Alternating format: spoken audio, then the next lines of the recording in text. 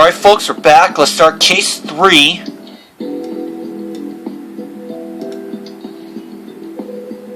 Of CSI Hidden Crimes.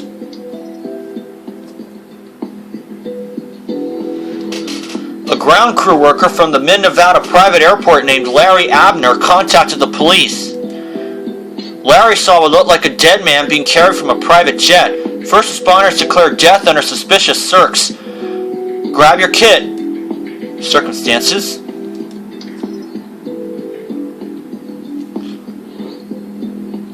Hello, Larry. So you saw the body being carried from the plane and called it in. What else did you see? Not much, but oh yeah, it was kind of funny. This snake creeped out of a bag and freaked everyone out. A snake on the loose? Thanks. We'll notify animal control. Do you have the flight manifest? Yeah, it's over here somewhere. I'll find it for you. That's okay, you're not allowed to enter the crime scene. We'll find it ourselves.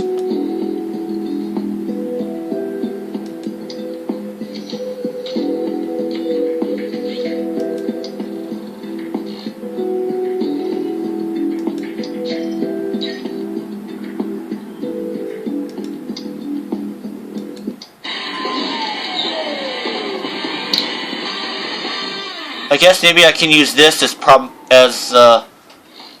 time to wait for the next case on criminal case to open. Oh.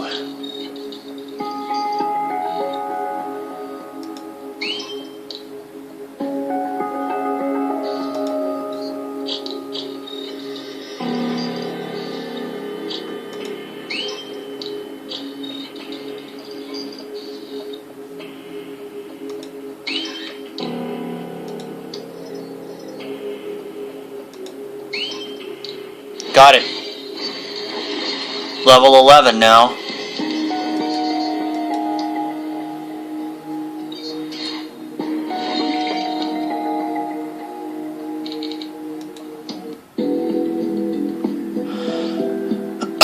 No obvious signs of trauma. I'll get the body back to Dr. Robbins so we can figure out the COD. Sorry I jumped back there. Didn't expect a snake to crawl out of someone's luggage. Gave me a scare. That's alright, David. I notified animal control.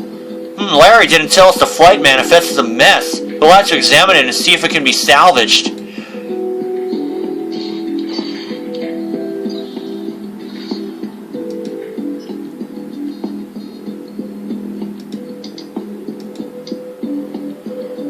An hour 25 minutes or so. I'll get some stars first, so sit tight. Alright, I got 7 stars. Let's examine the flight manifest now.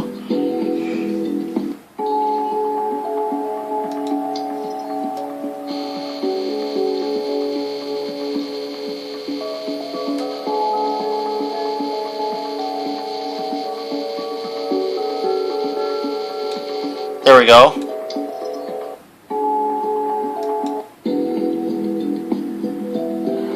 Five people on a plane. One is dead.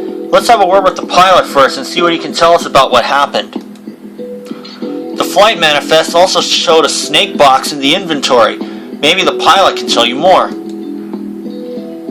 Goes by the name of Mark Valston.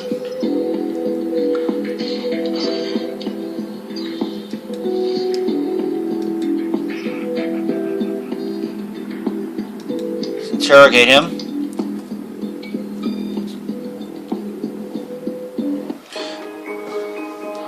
Captain Mark Valston, can you tell us what happened on the jet? Hefford had a reaction to his injection. He wasn't breathing, so the others carried him from the plane for when the ambulance arrived. And what about the snake box listed on the flight manifest? I believe that belongs to Mr. Hedford. It should be somewhere outside the plane. Talk to Eugene. There's something about him I don't like. I saw him hand Mr. Hedford a drink. Hedford died soon after. That says a lot in my opinion. We saw Eugene Vonner on the flight manifest. Thanks for your time.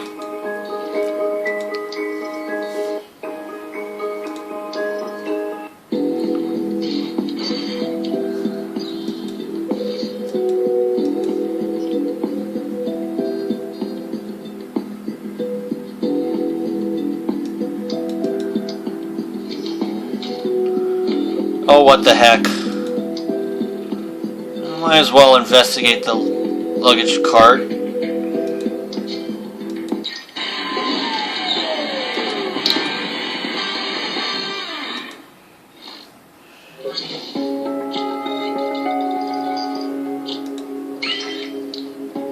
Shipping crate.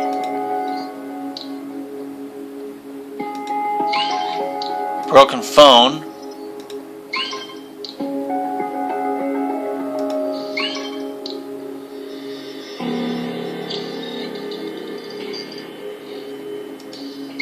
There we are.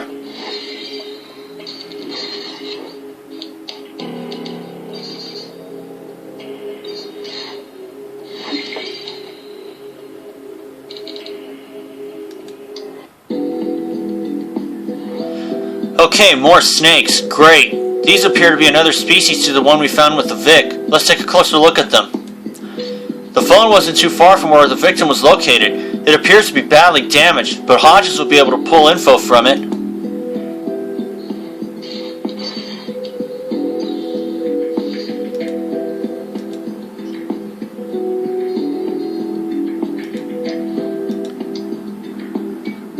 See what Eugene Vonner has to say. Eugene Vonner, so you handed George Hedford a drink and now he's dead. Care to give us your side of the story? Whoa, that's what you opened with? Okay, you got me. I handed him a drink. So what? The stewardess stuck him with a needle. Sure, it was for his illness, but you never can be too careful, you know. I saw her looking for something outside the plane, too. I'm sure George Hedford rests happily knowing he has you looking out for him. Now, unless you're going to arrest me, I've got things to do. No, you're a free man. For now.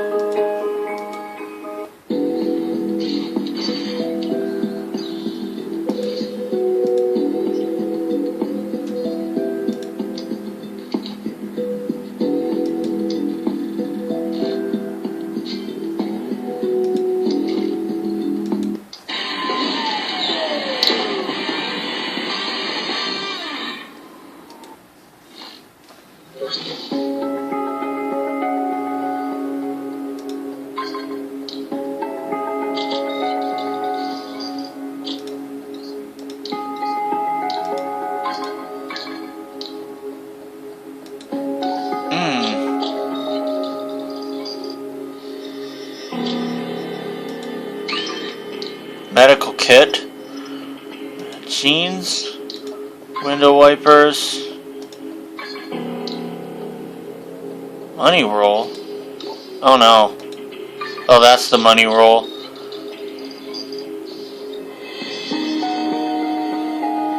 Wine glass. Oh, on the floor.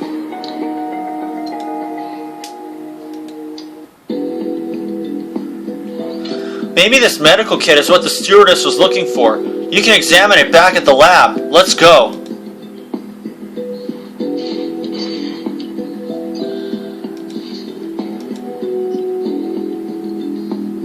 Need to get a few more stars, so sit tight. Okay, now I got myself back up to 6. Let's start with the shipping crate.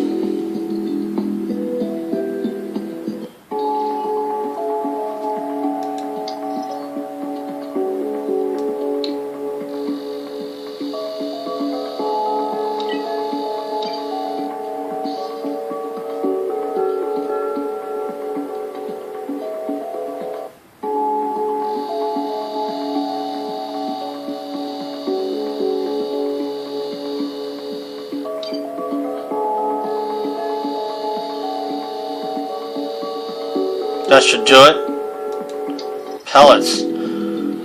Well, I didn't expect you to find these in a snake. I'm pretty sure it's not sugar. Let's get them to the lab.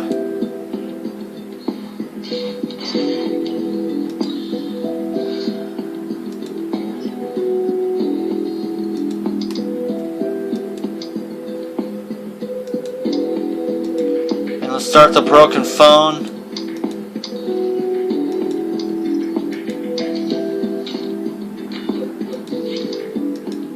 Medical kit too, almost forgot.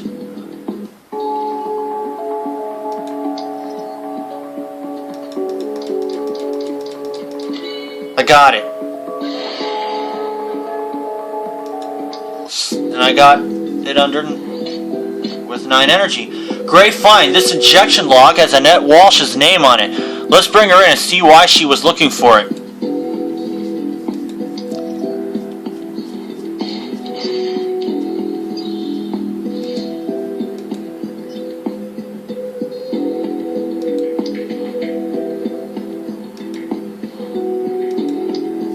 Now let's see what Annette Walsh has to say.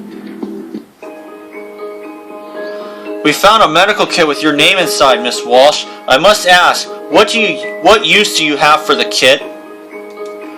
I gave George injections of venom for his illness. He sought expert advice and went with this method in the hope it could cure his illness. We know about Mr. Hedford's illness and that he had dangerously high levels of venom in his blood. We're checking to see if this is his cause of death. I don't know how that could have happened. I always gave him the correct dosage, as I'm sure you both found on the injection log inside the kit.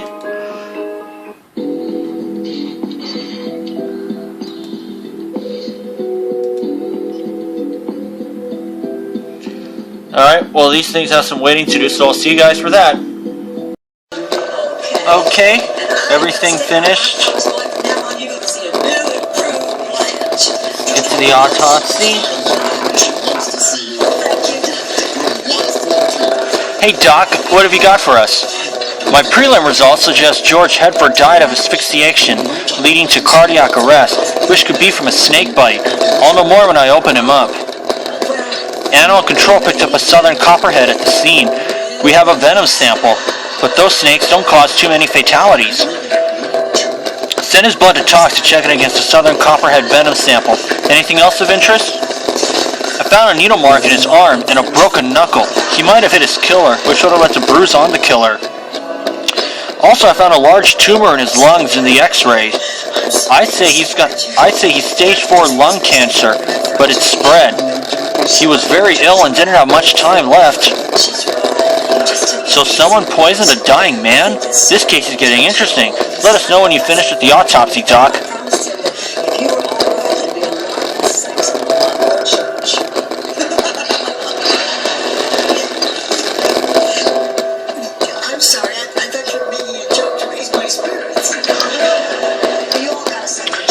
Phone.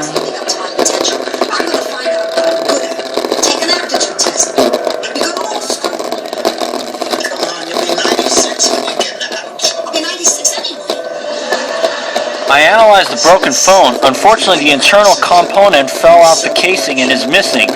I can tell you more if you find the rest of the phone.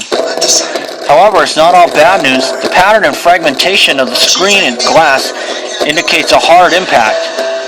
The phone might have been used to attack someone, possibly in defense and maybe against the killer. Look out for anyone with a nasty-looking bruise.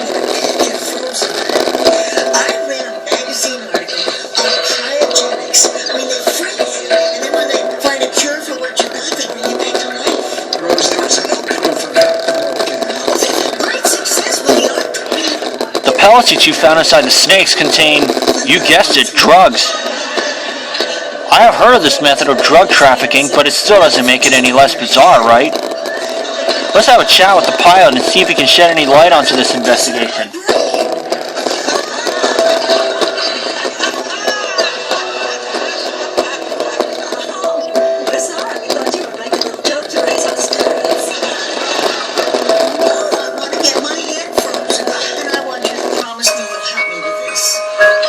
The details in the flight manifest don't match the fuel remaining on board. Care to explain that?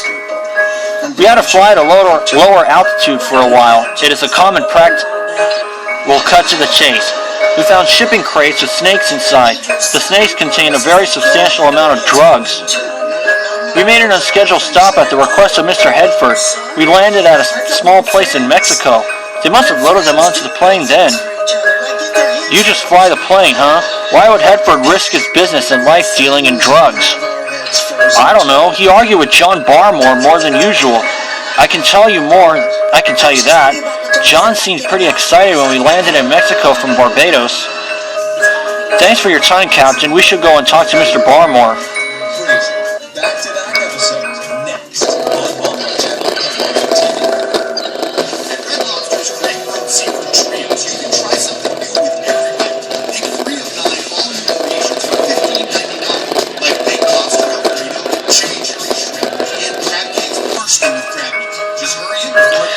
Mr. Barmore, could you tell us about the snake boxes found outside the plane belonging to Castle Imports and Exports? The snakes? Oh, those were George's. He collected snakes. With his cancer, he was chasing cures all over the country. So you don't know anything about the drugs we found inside them? We'll learn more when we search the plane. I have nothing to do with that. You forget I'm an attorney. I'm afraid I cannot allow you to enter the plane without a warrant. Ah, the attorney strikes. We'll be back with a warrant.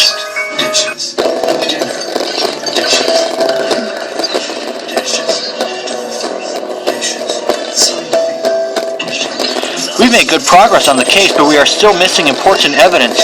Brass can't keep a hold on the suspects much longer.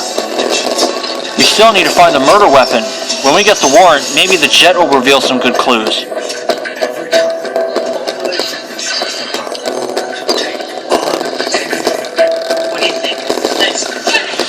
Okay, I will begin Chapter 2 after I get the remaining stars here. So for now, see you then.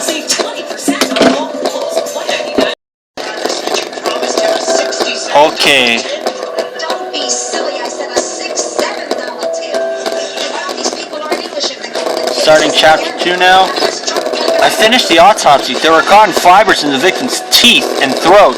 The Vic also has a healing wound from recent dental surgery.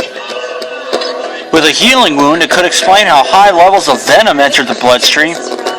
Eugene Vonner handed him a drink.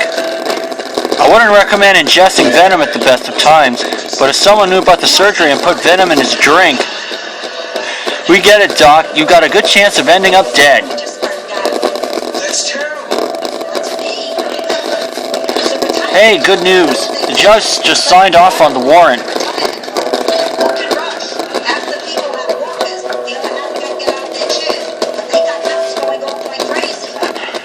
Okay, then let's go shove that in the face of our friend John Barmore and check out the jet. What do you say?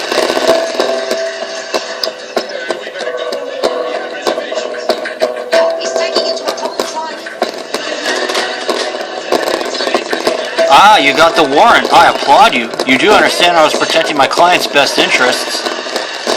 Or protecting your own. Good thing the warrant also covers that yellowish stain on your shirt. Thanks for your cooperation.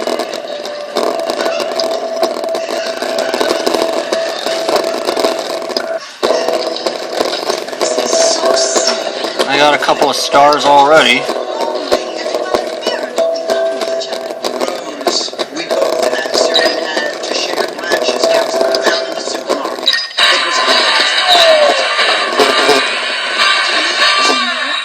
Because we're happy. It's not fair. We get married, we have kids. The kids leave and our husbands die. Is that some kind of test? You don't Whiskey glass. You don't go through everything you go through. Green cushion. You're left alone. We are alone, Dorothy. We really are. Our families are... Got it. We have too many years left, and I don't know what to do. This whiskey glass could be the one handed to Hedford. It looks like someone left this behind. Bad for them, good for us. The cushion has some kind of stain on it, and my guess is it's made from cotton. I think you had just found the murder weapon. Dr. Robbins found cotton fibers in the victim's throat, which means the Vic was smothered, and this cushion would have been a weapon of opportunity. With the effects of venom in his system, George Hedford would have had a tough time overcoming his killer. Let's get this back to the lab and see what Hodges can find.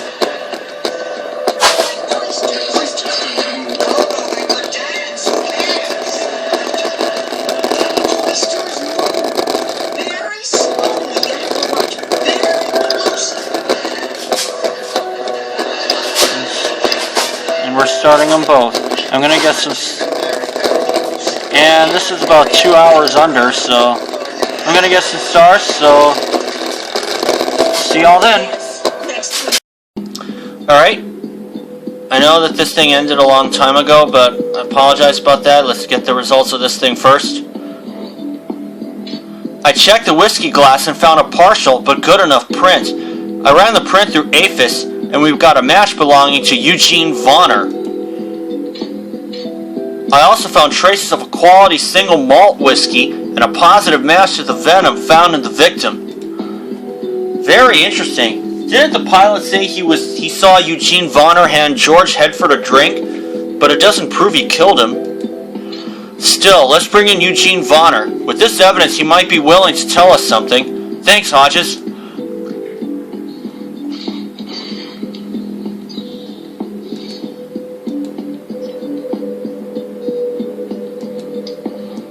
Let's see what Eugene Vonner has to say. Hello again, Eugene. We found a whiskey glass with traces of venom.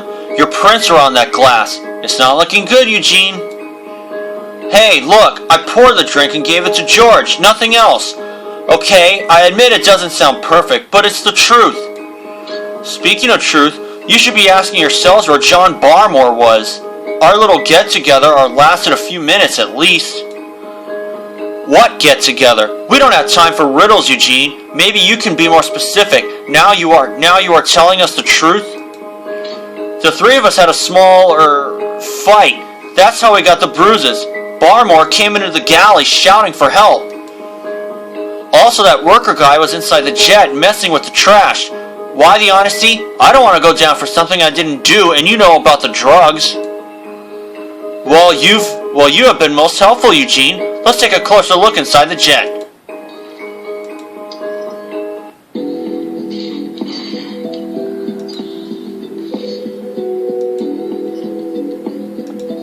First of all, let's get the green cushion.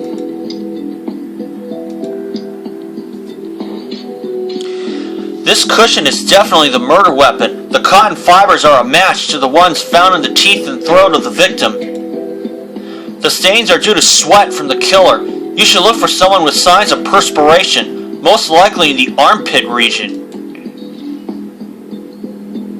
Oof.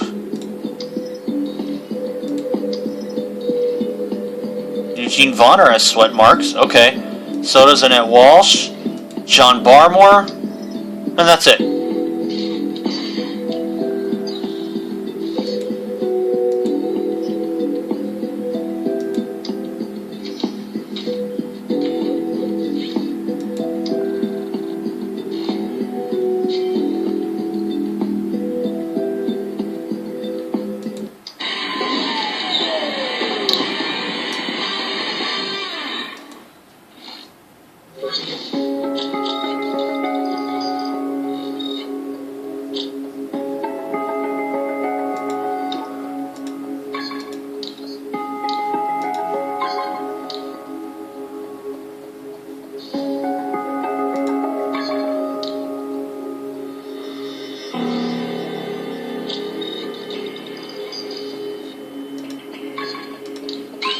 Aha! Airport ID.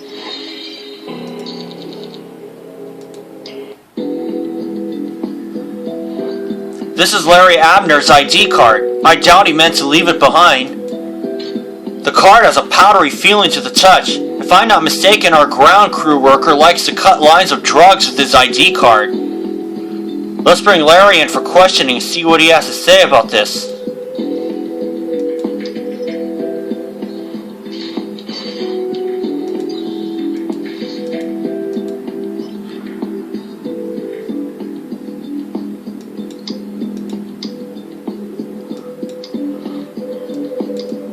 Oops, I don't want to repeat this.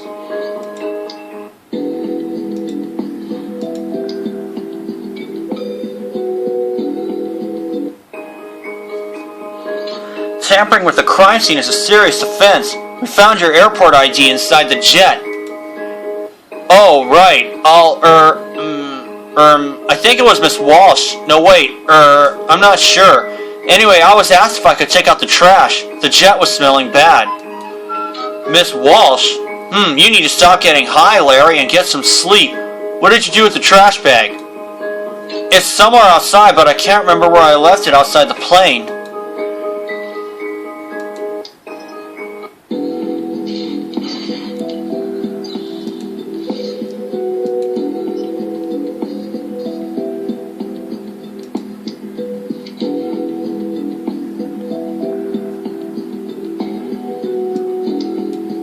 believe it's this one.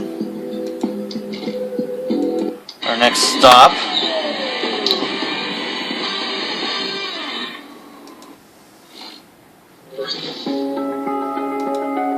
Uh-huh. Windsock.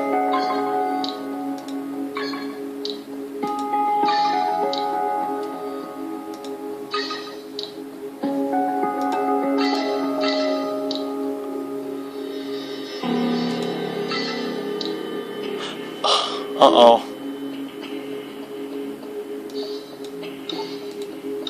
Oh, great.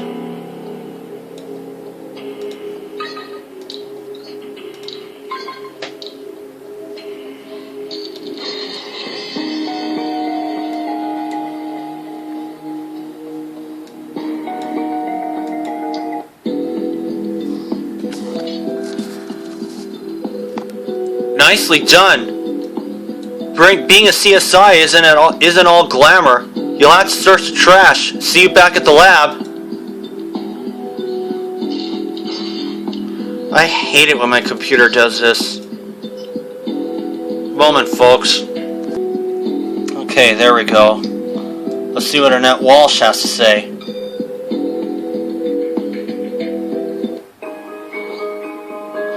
Hello again, Miss Walsh. Why did you ask Larry Abner to take out the trash? Mr. Barmore asked me to remove it, and I asked the worker to do it. I was only doing what was asked of me. Did you notice Larry do anything strange when he took out the trash? I don't want to get him in trouble, but I saw Larry I saw him quickly moving away from the luggage cart. He looked a little suspicious now that I think about it. Just one last thing. Will you permit us to take a sample of that yellowish stain from your shirt? Stain? What stain? Oh, sure, be my guest.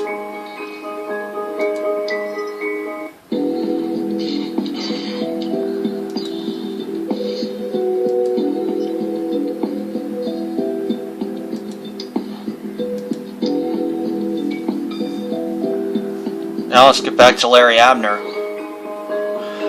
Mr. Abner, a witness saw you snooping in the busted luggage. What were you doing exactly? After my accident, I checked the luggage. Rolls of cash. It was too tempting, so I took some. I tossed out a large, important-looking envelope. We'll take a closer look around for the envelope.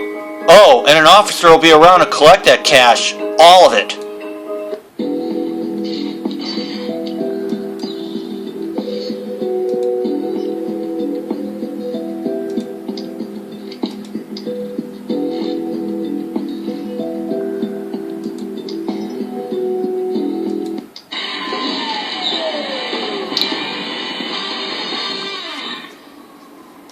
Okay.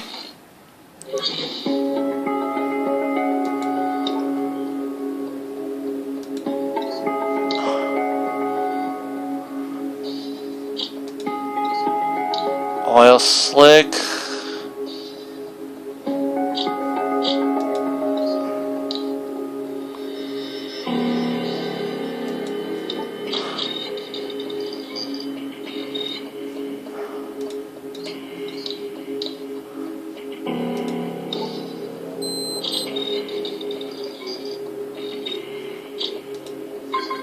Man, nothing seems to be clicking for me today.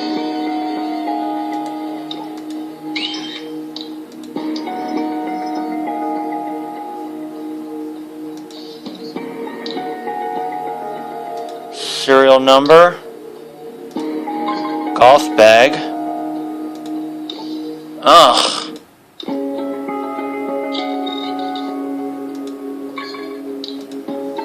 There we are. But I got all the stars here, so I guess it doesn't really matter. Nice job. This must be the envelope. You can examine it back at the lab.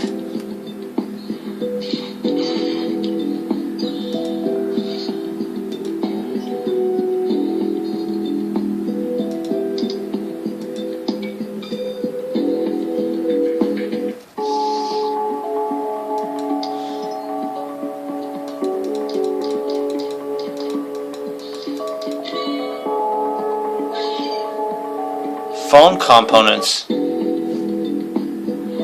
Okay, now that is interesting. You found the missing component from the broken phone. You'll need to piece it back together.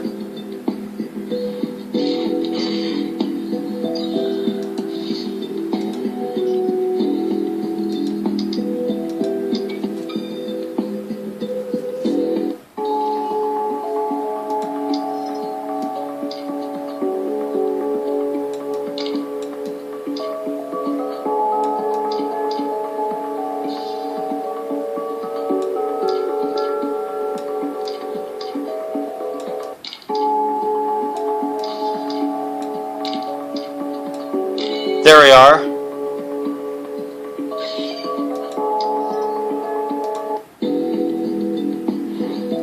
Great job in piecing together the broken components. We know the phone was broken through a strong impact. George Hedford may have been attacked and he defended himself with the phone. Whatever information is on this phone might help us find this killer.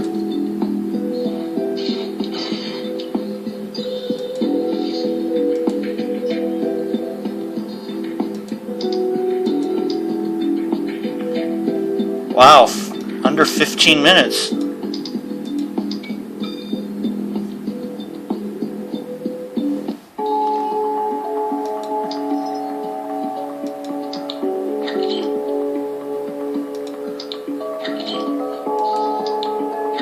Oh, brother.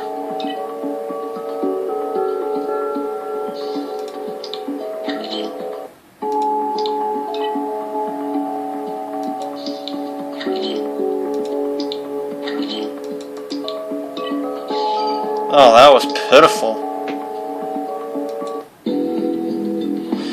Great job in identifying George Hedford's signature. It looks like John Barmore hasn't been entirely following the letter of the law. This forged power of attorney places him as sole owner of George Hedford's assets, the jet included. Sounds like a pretty strong motive for murder.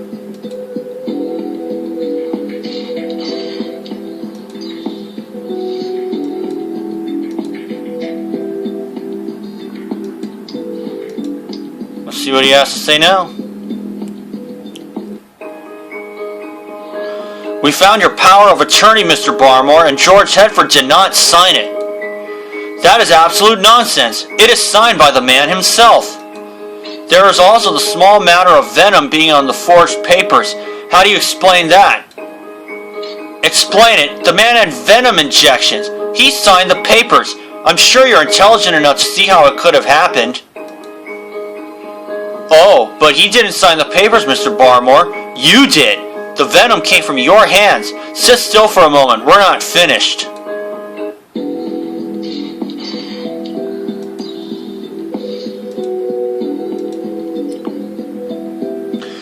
Okay, I gotta get some more stars, so sit tight, folks. Okay, the phone ran its course. Here we go. I found this photo on the phone. This is a photo of the killer, and taken before the phone was broken. Most of the photo is covered by the victim's finger. However, I managed to extract some valuable details. The killer is wearing a striped shirt, and by comparing the height of the shoulder with the door frame, I can tell you the killer is 6 feet tall. Great work, Hodges. A number of our suspects fit those new profiles.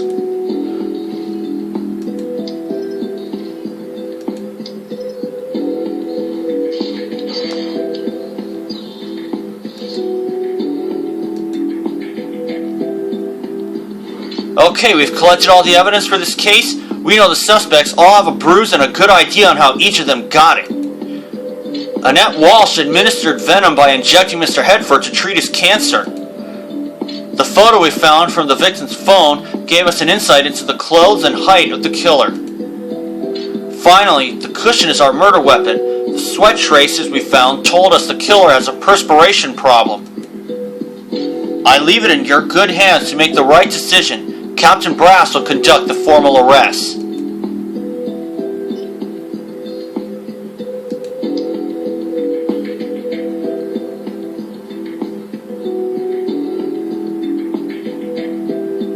No?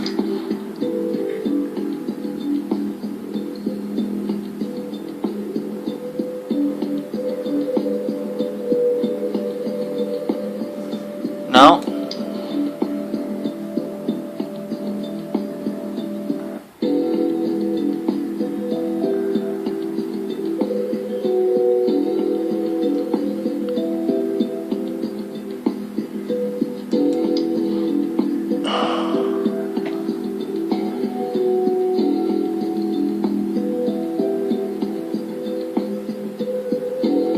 I know that... Oh gosh.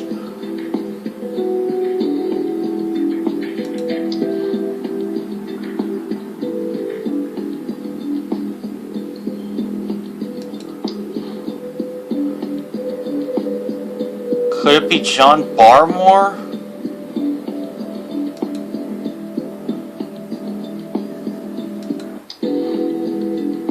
Okay, it's definitely not Annette Walsh.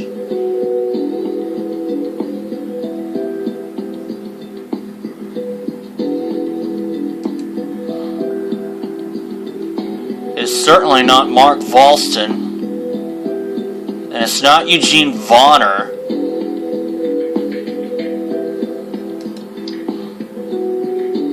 Annette Walsh is not even 6 feet tall.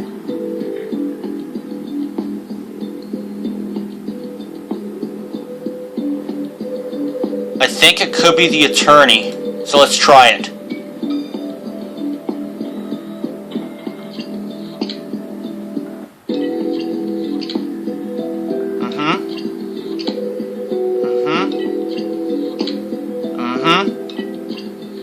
And it is.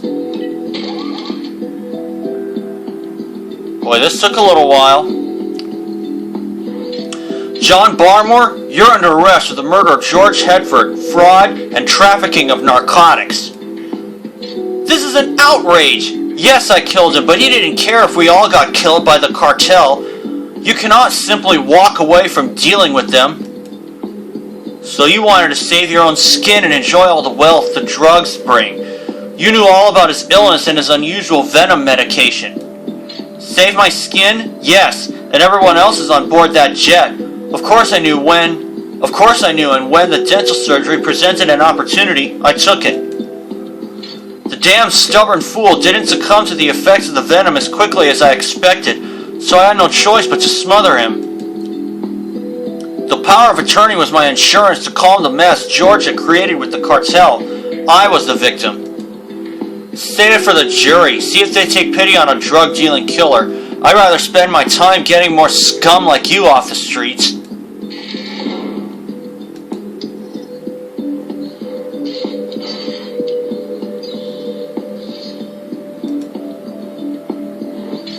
Great job. John Barmore spent a very long time in jail thanks to you and the team. Another killer behind bars. It was a good night's work. Take the rest of the night off. I'll call you when we get a new case.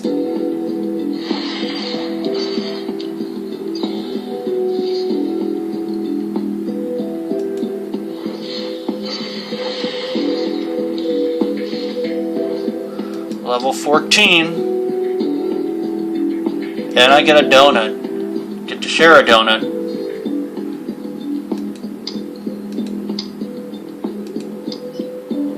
Well, let's unlock the next episode. I know I have 8 more stars to get, but I'll see what I can do, and I'll start this case when I get 2 people to ask for. When I get help from 2 people. So for now, this is Matthew. Thank you for watching CSI Hidden Crimes.